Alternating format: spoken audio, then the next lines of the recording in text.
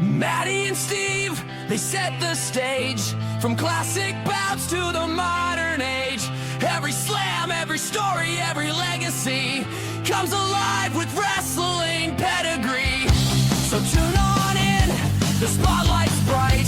The ring is ready on this podcast night. It's wrestling pedigree.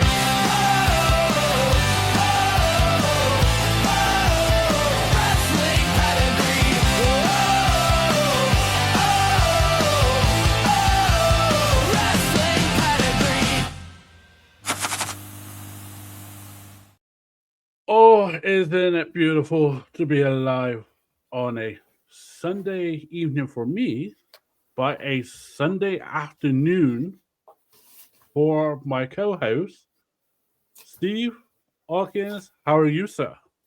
Oh man, it is so weird doing this during the afternoon. And I'm sure it's weird for you not doing it after midnight. It's weird, but it's also more weird that I can see sunlight in your welcome everybody to Wrestling Pedigree. Coming off a crazy episode last week, our special bonus show, our amazing interview with Headbanger Mosh. The feedback has been awesome. What say you on that, Steve? Man, I had so much fun interviewing Chaz. Like it surpassed every expectation for me. It was one of my, like, him and Thrasher were one of my favorite teams during the Attitude Era. And just Chaz alone, he has so much charisma. He's so well spoken. I thought the interview went off really well. I was so happy to be able to talk to him for as long as we did. Absolutely. And this week's episode, it's our last episode of the Attitude Era. Sad. It is sad, but I had a text message of Steve, and he goes, "We should do DX." And by God, we're going to do DX. This is going to be fun. Yeah. This faction has got me detention many times. All right, so let's get into this. Right. DX formed on the 11th of August in 1997. Can you remember how they were formed? I don't remember exactly how they were formed, but I know you have stories, so please take it away. So it's Shawn Michaels versus Mankind. This is obviously 97 on Monday Night Raw. During the match, Triple H and Chyna interfered. I think Shawn got them win, and at the end of the match, they're celebrating, and all of a sudden we see at the stage Rick Bloody Rude.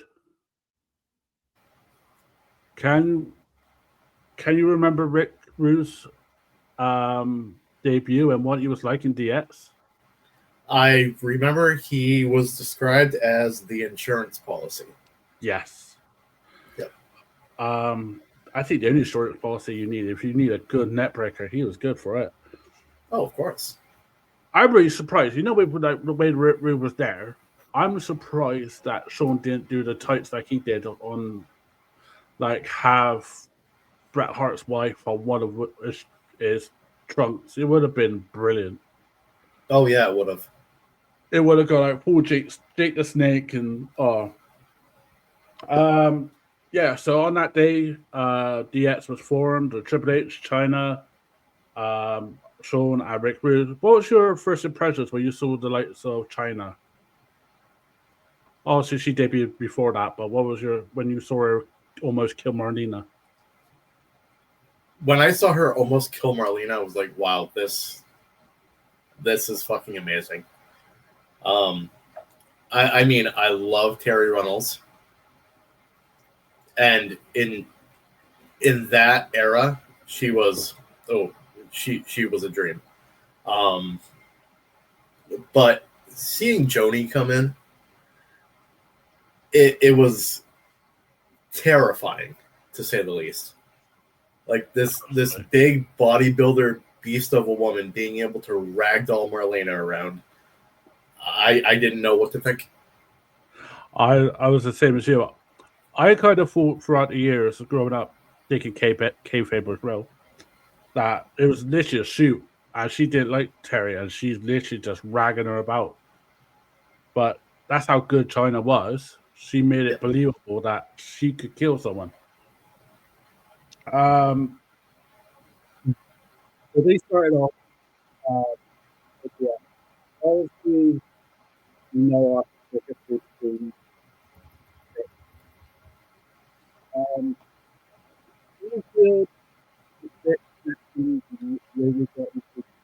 Maddie, I'm having problems hearing you.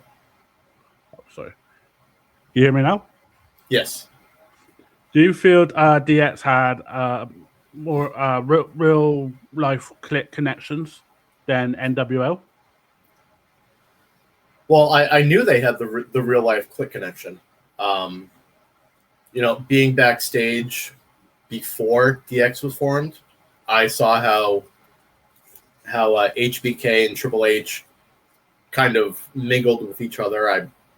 When I was backstage, I was hanging out with them and Kevin Nash. So I got the click right there. I knew, kayfabe or not, I knew they were all really tight. So let's get into it. So they got those four, and they're causing havoc. They're disrupting matches. Is there any moments between those four that you can remember before they get into the Hart Foundation, their first feud? Was there any moments you can remember? For me, it's was it the poker match? Do you remember the poker match? Oh, I remember the poker match. Yep. I think it was strip poker. Yes. And unfortunately, Sean had a couple of bad hands. yeah, you did. Is there any moments like that you can remember before they got into the Hart Foundation saga? Off the top of my head, not really. Do you remember what they were like with Sergeant Slaughter? Oh yeah, I remember them wearing the riot masks. So Slaughter didn't slobber all over them. And they got the wipers and everything.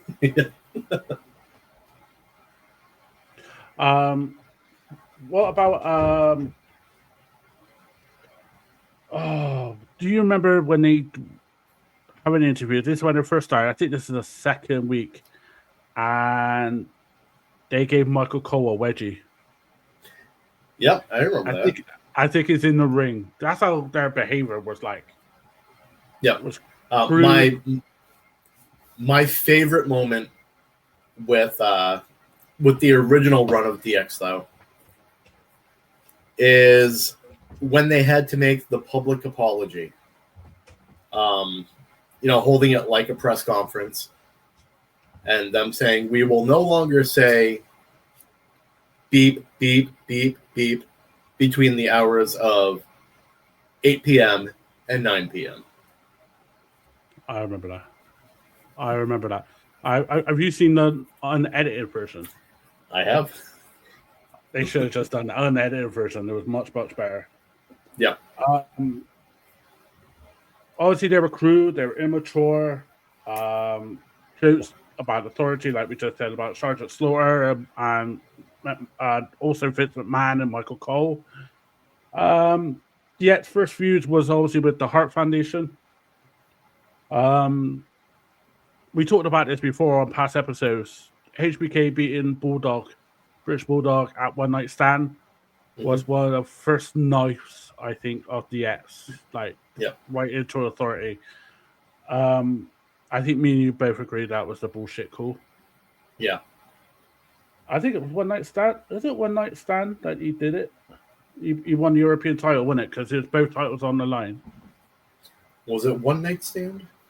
Yeah, it was One Night Stand. Yeah, both titles were on the line, so one of them will win on. Shaw won the European title, which meant he becomes the first Grand Slam champion. Do you feel that at that time the Attitude Era was really getting into it? Then, obviously, this is before Montreal Screwjob, but do you feel that there was like little bits, little seeds of Attitude Era there? Oh, definitely. I think this was. It obviously wasn't the start of the Attitude Era, where Attitude Era had already, to me, kind of started with Austin 316. But this was showing what the Attitude Era could be. Yeah, I agree.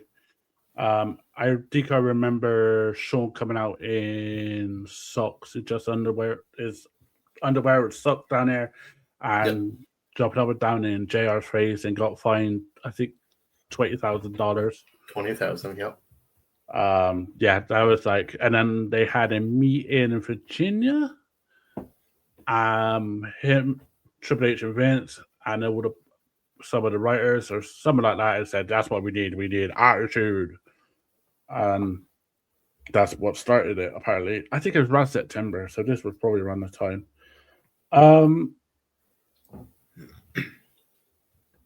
It's really weird. They started in August, but the name didn't get announced until October the 13th. Yep. October 13th. Do you know what Bret Hart called them on October the 6th on Monday Night Raw? Yep. He told them, "You're just a couple of degenerates."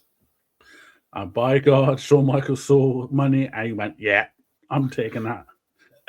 Vince Russo saw money. Oh, it was Vince, was it?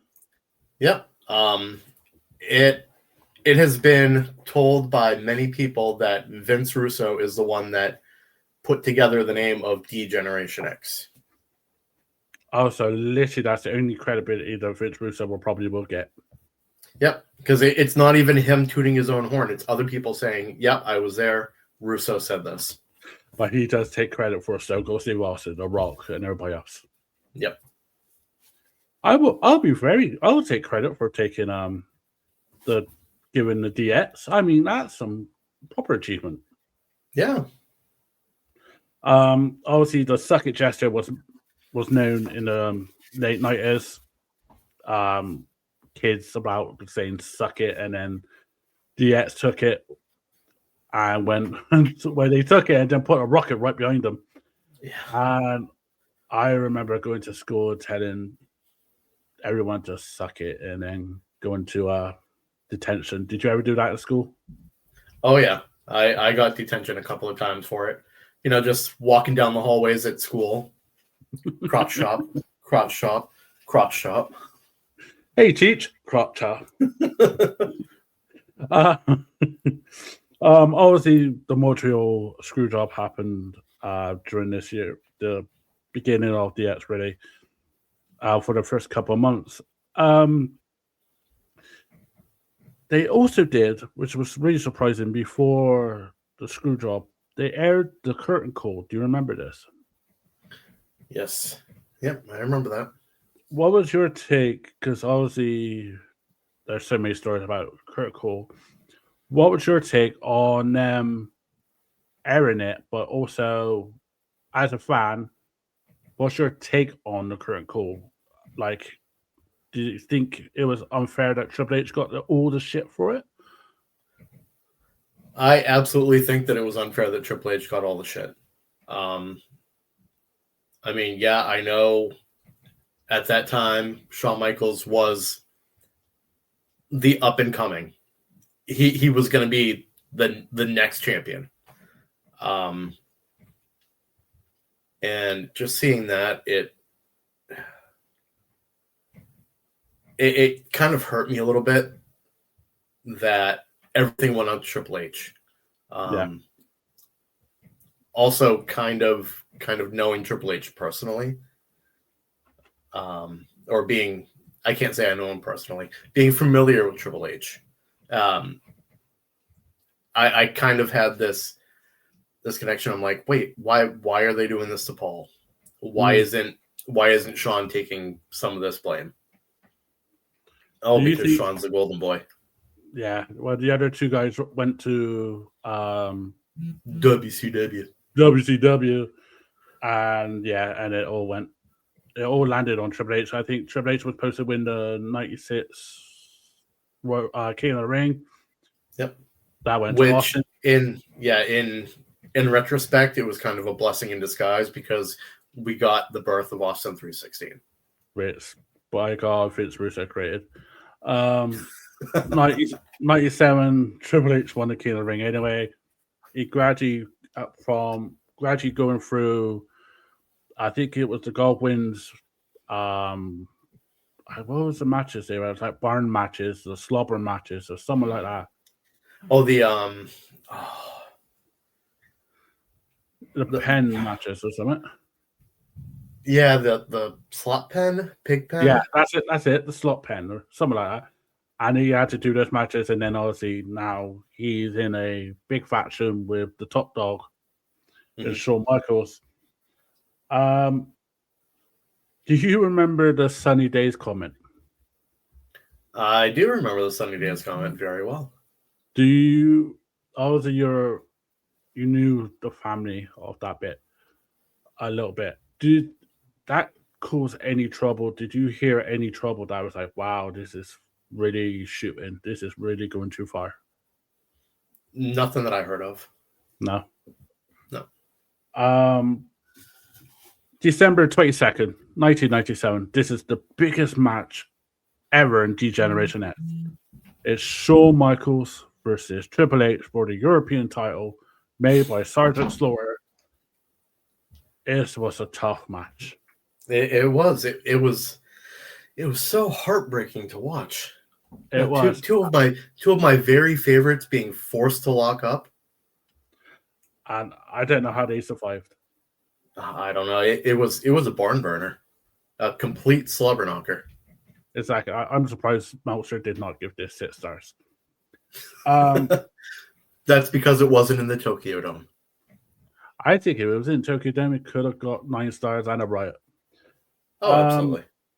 Yeah, this match was fucking stupid and hilarious, and Triple H winning it by running the ropes twice or 3 times and getting it kind of, do you know, I just realized he actually did like an Ultimate Warrior splash.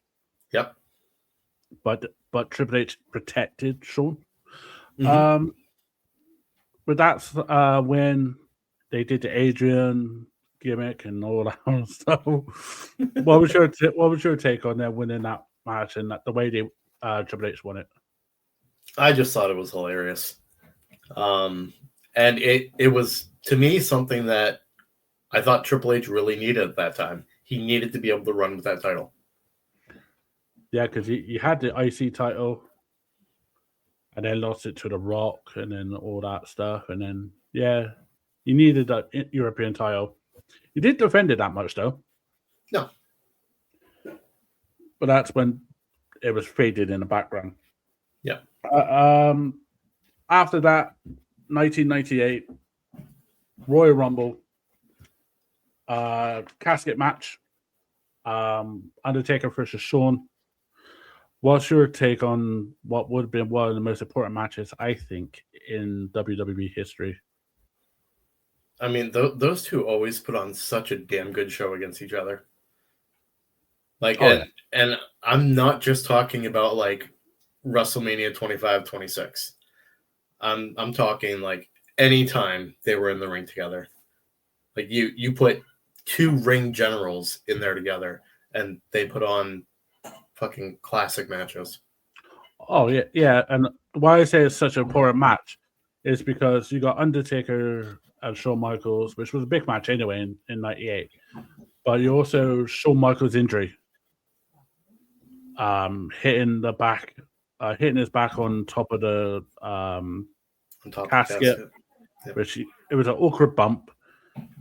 Because of that, we see something which is unbelievable. Austin winning at WrestleMania. WrestleMania, HBK versus Austin. Mike Tyson Special ref. I don't know if we'll talk about this match again, but what did you think of that match as a fan? I thought it was a really, really good match. And I loved the inclusion of Tyson in it. I think it brought almost a form of legitimacy to not only that match, but to the sport itself. As someone that obviously been the last world GM of MWL and you love your fantasy booking, do you think WWE booked Sean the right way after that injury? I think they did. They protected him a lot. They didn't have him do a lot in the ring. And they just said, you know what, we're gonna save you for bigger matches. I think he have a match after Royal Rumble? I'm trying to think. I don't know if he had a match until WrestleMania. I don't think he did. He may have had maybe one or two, but I believe they were tag matches with Triple H. Which, yeah, that would make total sense. Triple H does all the hard work, and then he comes in for the win. Yep. The thing is, now I think I really always wanted to talk to you about was the Monday Night Raw after WrestleMania. Mm-hmm. HBK is injured. He's gone. He took his ball and gone home. And someone needs to take over DX. And by God, the future of WWE, which I call him now, Triple H is now the leader. What was your take on who he brought in, who he recruited that night, and the promo that he put out? When he started out and he said, you look to your family, you look to the clique, and then he did one of these. And we saw none other than Sean Waltman come out. I was like, yes, the fucking kid is back. Of course, he then gets renamed to X-Pac. Which is a great name. Perfect name. Kind of taking from Six-Pac, which is what his nickname was over in WCW. Yeah.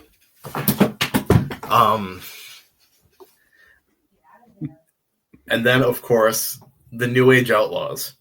Yeah. Which I had been saying for weeks before that. The Outlaws need to join DX. I think it would fit them perfectly. They had a perfect attitude for it. Oh, yeah. They were degenerates just like D-Generation X.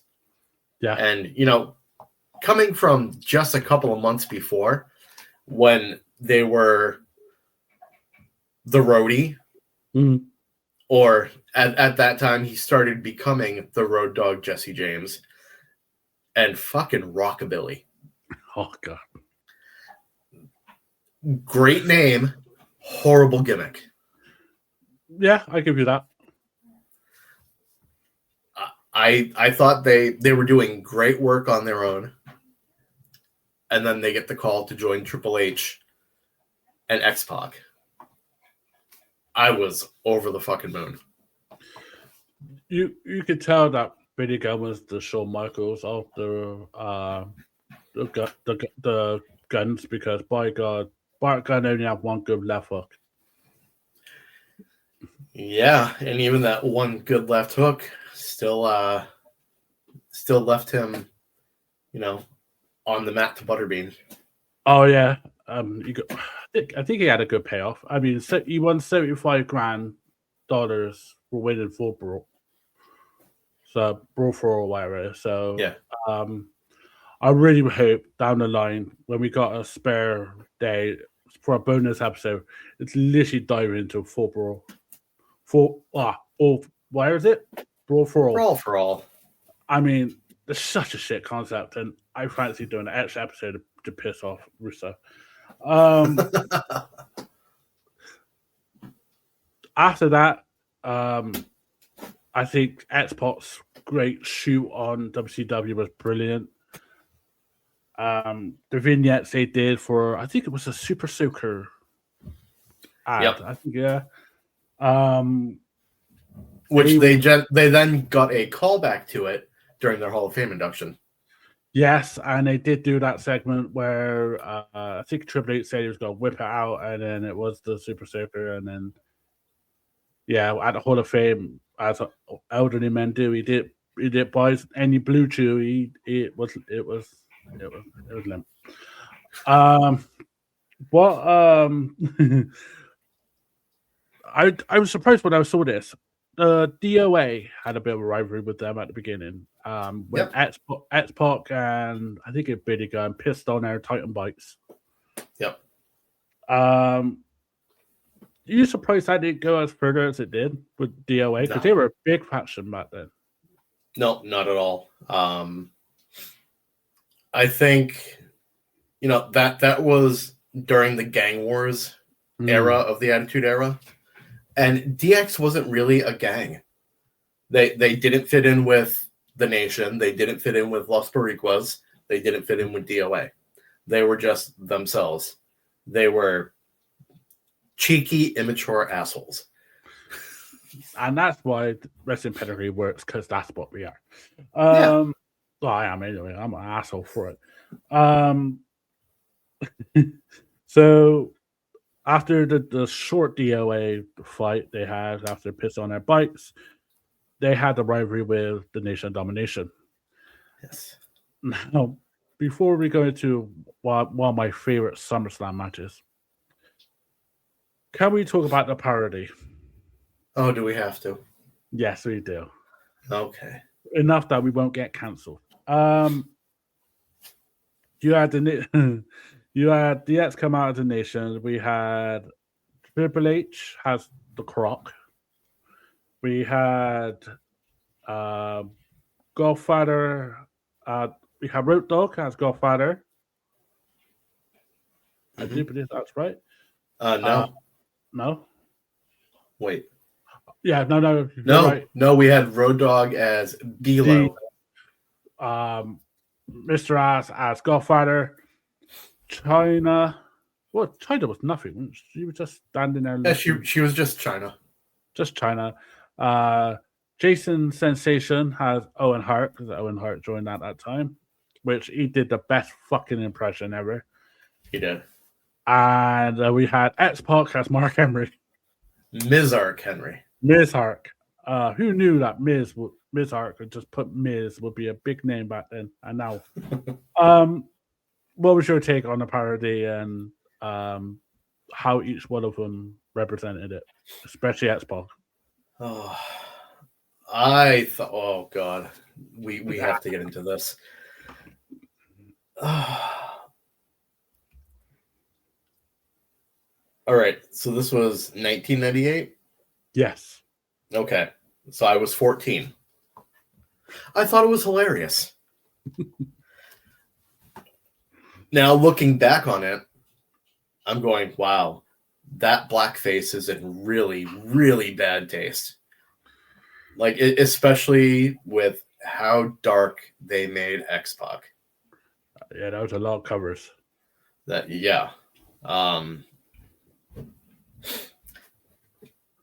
I think they could have probably done without the blackface, and it still would have been hilarious. But let's talk about Jason Sensation for a minute. Yeah, go on then. God, he was so damn good. His impression of Owen was spot on. Yeah. And didn't he do the commentary a couple of weeks later and they did some impressions then? I don't remember if that was before or after. I think it was after.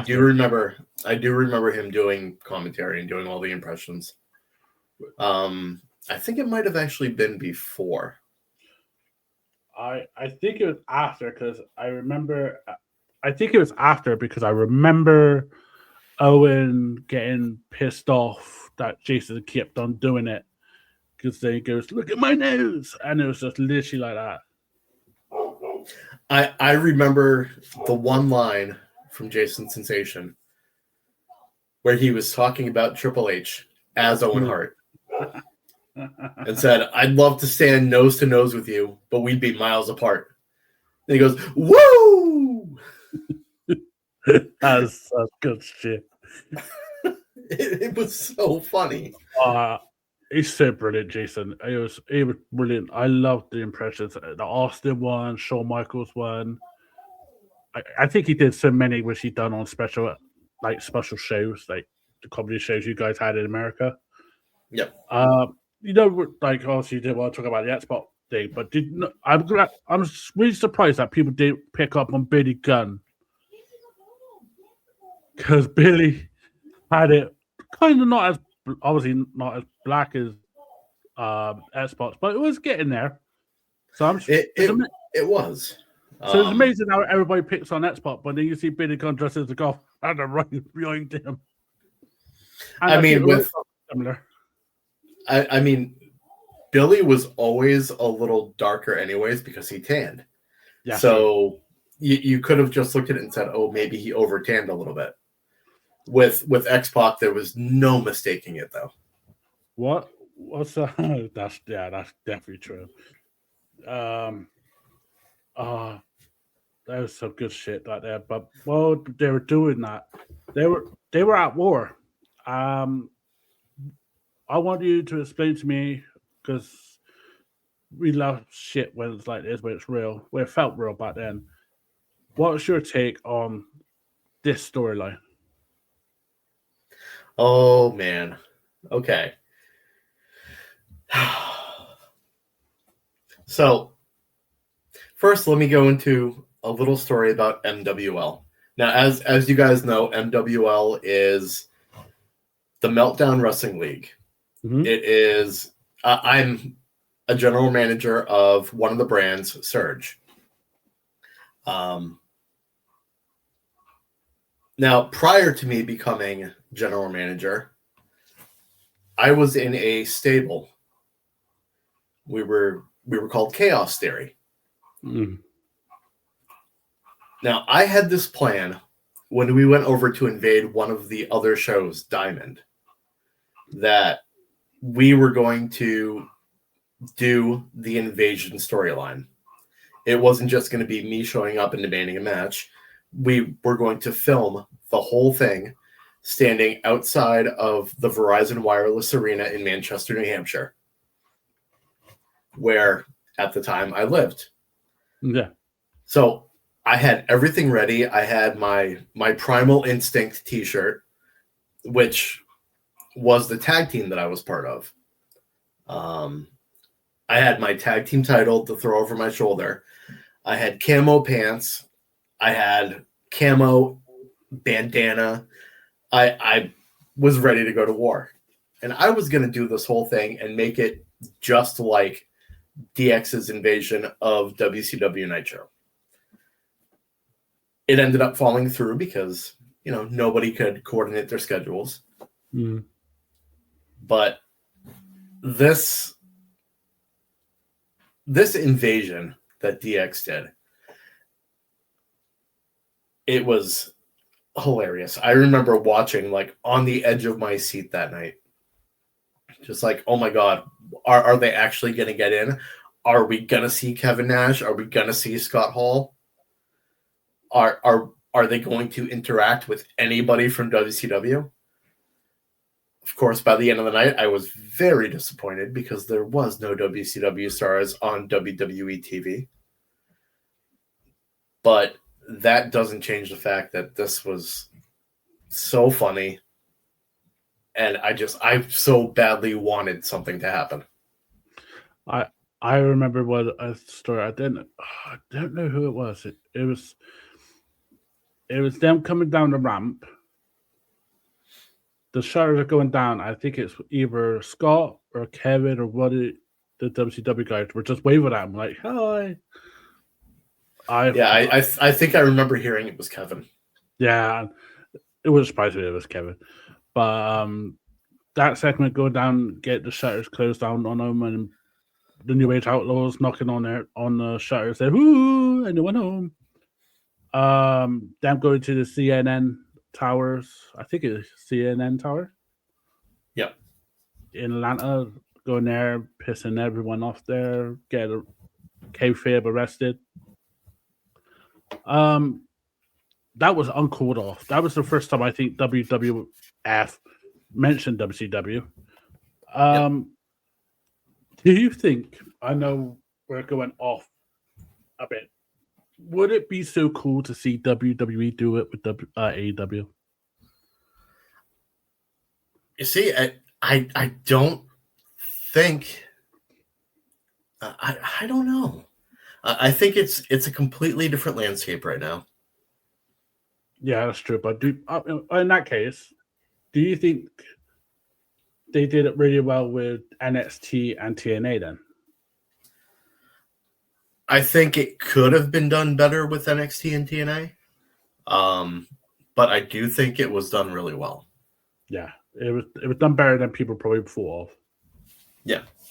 All right, SummerSlam, 1998, Triple H versus The Rock, ladder match.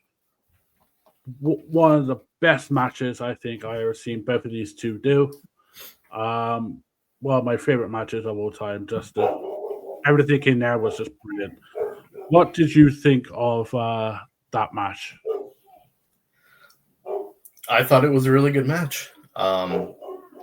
They had both hit their peaks at this point. Yeah, and it was one of those matches that you can go back and you can watch, and it still holds up. Oh yeah, absolutely. And the way they won it, the crowd. I think it was in Madison. Was it in Madison Square Garden? I think it was in MSG. Yeah, I'm trying to think of the '98. So it had the gate in it come out. Yes. Do you think that SummerSlam is underrated? I mean, it had a main event of utter amazement with Stone Cold and Undertaker. I don't think it's underrated. I think it's one of the higher rated SummerSlams. I just don't feel a lot of people is talking like when they talk about SummerSlams, they talk about 2002 and the recent ones, but people don't talk about how really good the card was on '98. Yeah. Well, that also lends itself a lot to recency bias. Yeah, that's true. I want to quickly dive into China and Mark Henry storylines they did during that period. The sexual harassment, like storylines and stuff like that, and she had to go out on a date with Mark Henry, and D'Lo's there as a limo driver, and then your boy from ECW, I forgot his name, it used to be Simon Dean. Nova's there, pretended to be an asshole, but apparently is a real asshole. Just there, just try to hook on China and get beaten up by Mark Henry.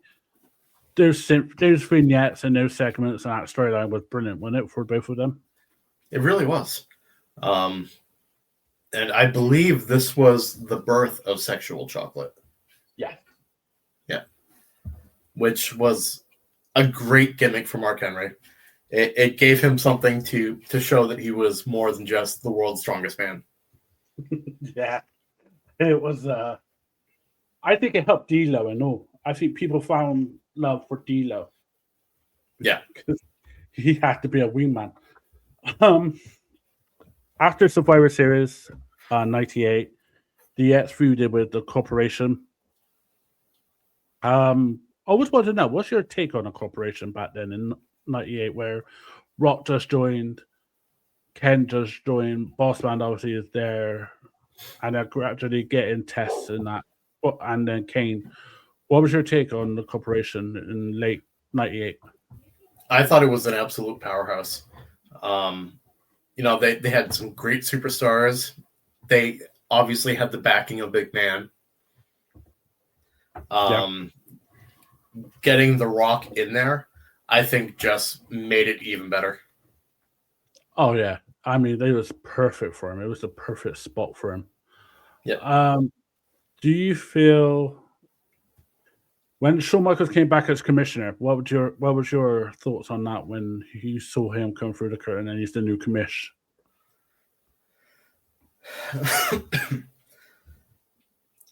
I wasn't really sure what to think. I thought there was going to be a lot more hijinks. I thought he was going to be more of, the Shawn Michaels that he was before he retired the first time. Yeah, I know what you mean. He turned his back on DX and he joined the corporation for a cup of coffee. Mankind versus The Rock, January the 4th. One of the biggest matches in WWE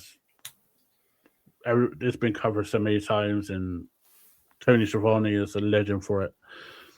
Do you think that match will live on forever just because of what Tony did? Well, it definitely put butts in seats. Oh yeah, it did. It was a great match anyway. It was a great match, and DX interfered, Corporation interfered, Ken Shamrock started a off. It was such a great match. It was. I actually remember that match really well. And the biggest pop. The biggest pop that I have ever heard. Well, aside from maybe the Hardys coming back at WrestleMania. Yeah. It was a massive pop. It's just him coming down with a steel chair. He literally did about two or three things. Come down, hit Rock with a chair, Stone Cold eyes. Come down, hit the Rock with a chair, middle finger, Vince, throw his hat out, and then leave. Yep. Literally just the three things, and the fans are like, fucking nuts. The New Age Outlaws feuded with a lot of tag teams. Headbanger Mosh and Headbanger Thatcher. The Headbangers. But remember, from what Chaz told us last week, it was very back and forth. They'd have a match against the Outlaws, and then they would be back to the Oddities. Yeah. And then it would be, let's throw you in another match with the Outlaws. Oh no, now the Outlaws are going to go for Cactus Jack and Chainsaw Charlie. There's literally no direction in that tag team. But I know they put in New Age Outlaws with like Legion Doom, Headbangers, the Goblins had a little bit of time, but then we were Southern Justice after that. Then the Acolytes, and then it got better. But do you what's your take on the New Age Outlaws as a tag team? Because they would have split in the 1999. But what was your take on the tag team that it made Attitude Era more fun? Oh, I loved the Outlaws. Obviously, by my shirt that I'm wearing. For those of you not watching us, my shirt is a New Age Outlaws shirt. It just says, "Oh, you didn't know?" I love that shirt. I loved the Outlaws. Billy was great in the ring. Mm-hmm. And Road Dogg was great on the mic. They complemented each other so well. Like, Billy was okay on the mic, but Road Dogg was great. Billy was great in the ring. Road Dogg was okay. Yeah. You put that together, that makes an amazing tag team. Oh, they were perfect chemistry. As soon as they got together, they were, like you said, you had the worker and then the talker. Let's quickly go on to China. She will enter the 1999 Royal Rumble as number 30. First ever woman to do that. We've seen it time and time again. They interview Nia Jax, Karma, Beth Phoenix. Do you feel that if it wasn't for China, I know it's not one for China, but do you think China played a massive part in them getting there in Royal Rumble and the Women's Revolution back then? Oh, absolutely. So China was an amazing wrestler. Mm-hmm. And we saw once she did start talking, she could talk on the mic. She wasn't somebody that you could just throw away. I loved watching Joni in the ring. I loved everything that she did once she came into her character. Oh yeah. After she was just nothing but a bodyguard. Once she took on the character of China, you know, she started with the ninth wonder of the world nickname. She started with that amazing music that I will still blast anytime it comes on my Spotify. I think she's the only woman I saw that could handle a bazooka really well. Yeah. But you see her moves in a lot of today's wrestling. You see Tiffany doing the handstand into the corner. You see the likes of Nia Jax and Lash Legend and Kiana James, Rhea Ripley with their strength and doing the press hold slams and stuff like that. Joni made a massive impact on women's professional wrestling. For her to be number 30 in the first men's weight back then was unbelievable. It was absolutely groundbreaking. If it was a couple years later, it wouldn't have been that bad. But because it was dead in the attitude there, where like 14 million people's eyes are on you, Christ. Unfortunately, WrestleMania 15, her and Triple H turned on DX, and that was the last time China was in DX. Mm-hmm. And then the DX separated a bit, didn't they? They after WrestleMania 15. They did. X-Pac went on to working with Kane. Amazing tag team. It was. And you know, at that time, I wasn't really clear. Is Kane part of DX? Is Kane not part of DX? Is there still a DX? Yeah. Do you remember Kane's? I think did Kane? I don't know. It's just could be a Nelson, like a Mandela effect or where it is. But did Kane have a green outfit? He never did. But I love that you just called it a Nelson Mandela effect. No, you know what I mean. You know what I mean. It's like there's a Mandela effect that we say over here, where you think something happened, but it fucking didn't. Fucking Photoshop then or something, because I swore it was photoshopped. Damn. I know there was talk about it happening, but it never actually happened. Damn, I got swerved. You fell victim to the Nelson Mandela effect. So I can't shit on that. Yeah, so like you said, X-Pac was with Kane and it did really good throughout that summer in 1999. With tag team gold with Kane. Road Dogg, I think he went to a hardcore phase, didn't he? I think he did. He went hardcore. I think him and Al Snow had some great matches. Yep. X-Pac, Billy Gunn won the 1999 King of the Ring. Yep. I think he had a Intercontinental title championship, or it could be after in 2001. But you know, he was around that time. He was winning a lot of matches. And then Triple H is in the main card. He's one of the main events. Yep. They all separated their ways. They're all doing their thing. And then in October 1999, they reformed. Yes, they did. Billy Gunn and Road Dogg teaming up again to face the Rock and Sock Connection on SmackDown. And that was a pop. It was. What was your take on them finally rejoining in 1999, late 1999? I think it was all just the four of them. I was so ridiculously happy. Just knowing that they were coming out and hearing, "Oh, you didn't know," I jumped out of my fucking seat, dude. It was such a great moment. It's such a great SmackDown moment that don't get talked about much. Obviously, Oh, actually, I want to go back and I want to correct you. okay, Road Dogg did not go into a hardcore phase. He started teaming with K Quick. I thought that was 2000.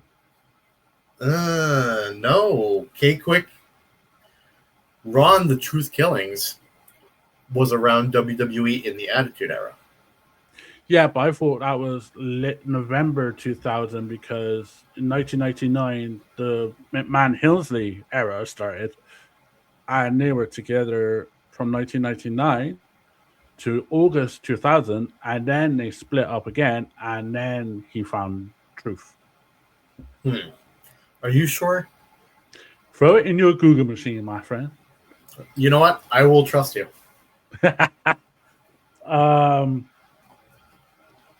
I could be wrong, but probably am, because probably the Nelson Mandela effect.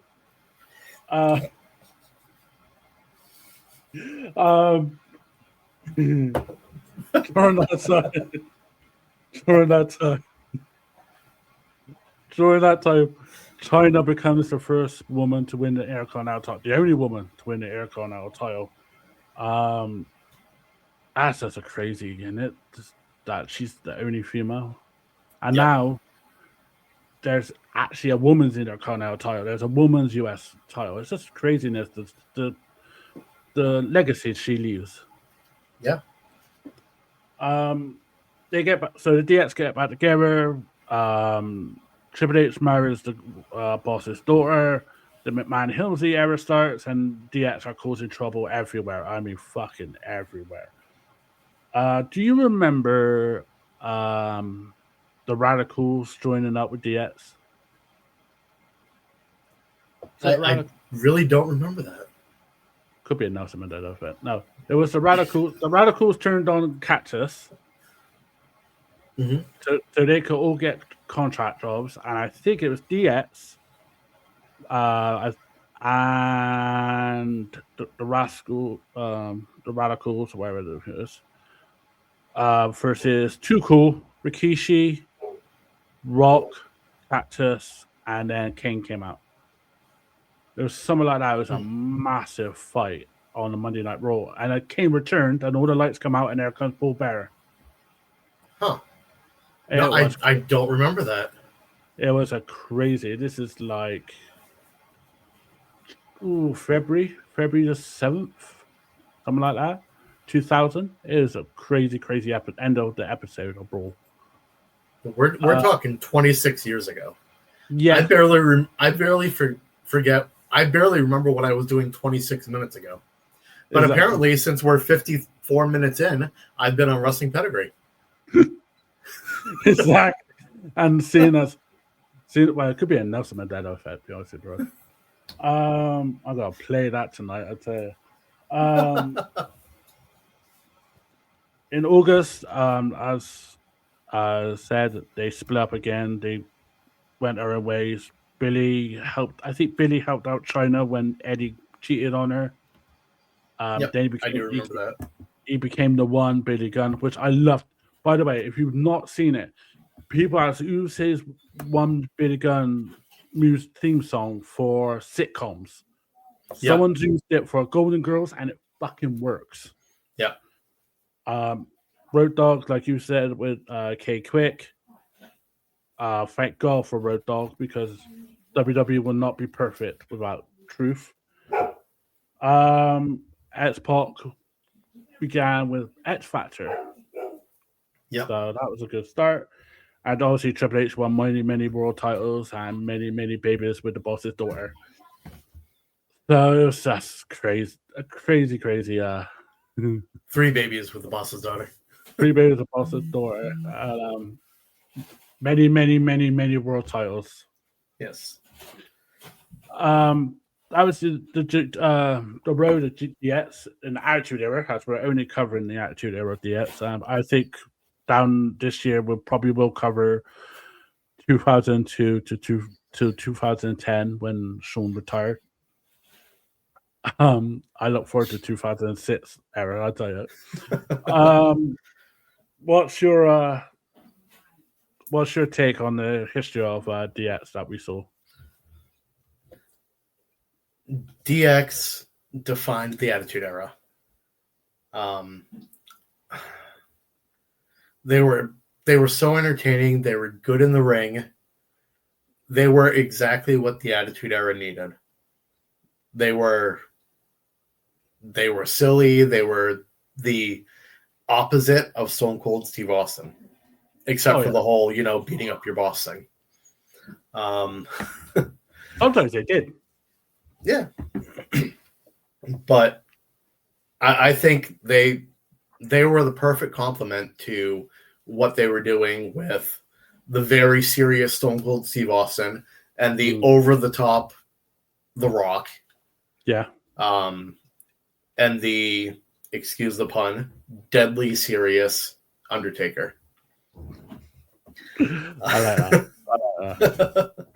that. Yeah, they were perfect. And they are, I think they were the perfect answer to the NWO. Absolutely. Talking of NWO, next week, is our episode will be coming out on the Sunday. So we'll probably be filming on the Saturday, but the episode will come out on Sunday, which will be the 1st of March. So we're going into WCW month. And this is the month that I think Steve has been waiting for a long, long time. Yeah. However, so on that episode, we are going to do something a bit different. We are going to talk about one of the best factions of all time. Enough that we're going to turn ourselves black and white. I don't even know how to do that. Sorry, I'll show you before that. But we are going to talk about the NWO to kick off WCW month. I like it. I've actually felt a bit more like Tony Storm than NWO doing that, but okay. You're not as pretty as Tony Storm. Not even as pretty as fucking Hulk Hogan. Maybe Horace. No. DC was rich, being a rich uncle, rich nephew. Yeah. Probably the shit that X-Pop that in Jerry the King Lawler's crown, or probably that. I cannot wait to talk about NWO next week as we're just coming off DX. Like I said, WCW month will be just around the corner.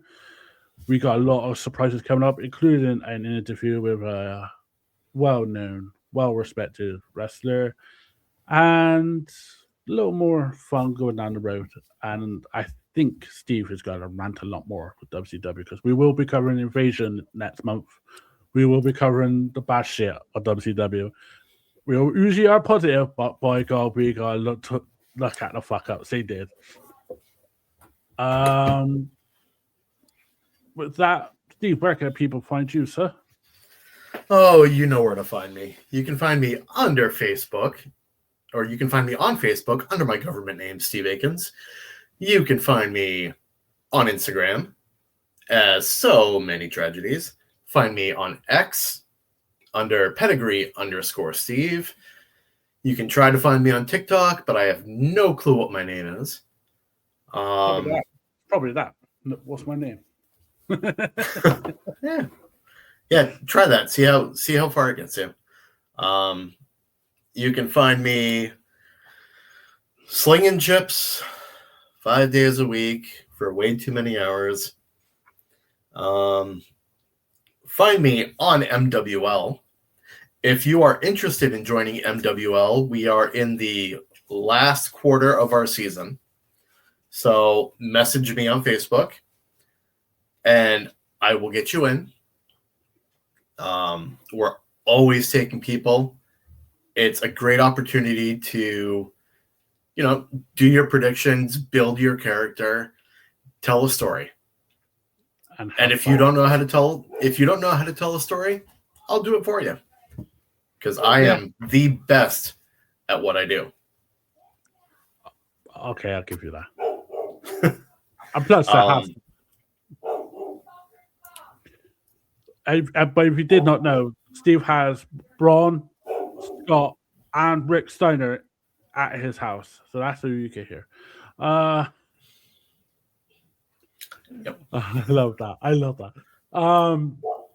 You can find also on Wrestling Pedigree. It's on Facebook. You can find Wrestling Pedigree on TikTok. You can find Wrestling Pedigree 92 with Instagram and YouTube. And you can find, weirdly enough, we got some merch. We do, which will be the link here. We have merch from Wrestling Pedigree and MWL. So such good shit, and we'll appreciate you guys just throw your eyeballs over there. The link will be in the description, and look forward if you're watching this. Listen to this before 7 p.m. Eastern on Sunday. Wrestling Roundtable will be debuting on Wrestling Pedigree, so jump into that. So from myself and Steve, enjoy Professional Wrestling. And if you're not down with that, I've got 4 words for you. Don't be a dick.